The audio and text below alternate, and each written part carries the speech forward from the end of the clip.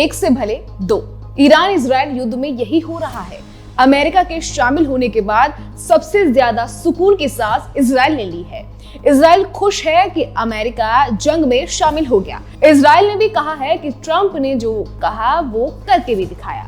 America के युद्ध में शामिल होने के बाद जंग का पूरा गणित बदल गया, यानी खामेनेई को मिटाने के लिए ट्रंप और नेतन्याहू का प्लान तैयार है। ईरान और इजराइल के युद्ध में अब अमेरिका ने निर्णायक और बड़ा कदम उठाते हुए ईरानी परमाणु ठिकानों को निशाना बनाया। 3 न्यूक्लियर साइट को तबाह करने का दावा कर अमेरिका ने जंग का रुख मोड़ दिया है। 21 जून की रात खामेनेई के लिए कयामत की रात साबित हुई। ईरान में जब घड़ी में रात के 2:30 बज रहे थे, तब अमेरिका ने ईरान के 3 न्यूक्लियर सेंटर को धमाकों से फैला दिया। ईरान के साथ जारी संघर्ष के बीच इजराइल ने इस बात का संकेत दिया था कि वो ईरान के सुप्रीम नेता अयातुल्लाह अली खामेनेई को अपना निशाना बना सकता है।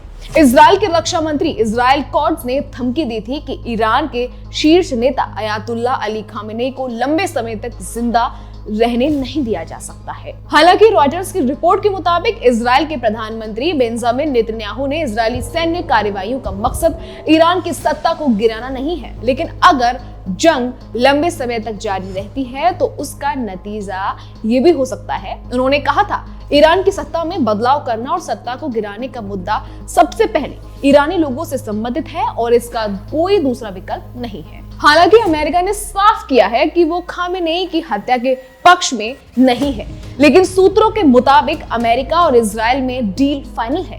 वो हर हाल में ईरान में तख्ता पलट करना चाहते हैं।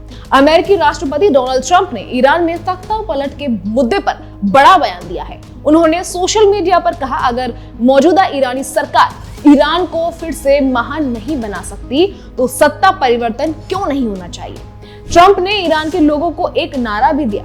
उन्होंने कहा कि मेक ईरान ग्रेट अगेन, यानी ट्रंप ने ईरान के लोगों को खामेनेई के खिलाफ भड़काने की कोशिश की है।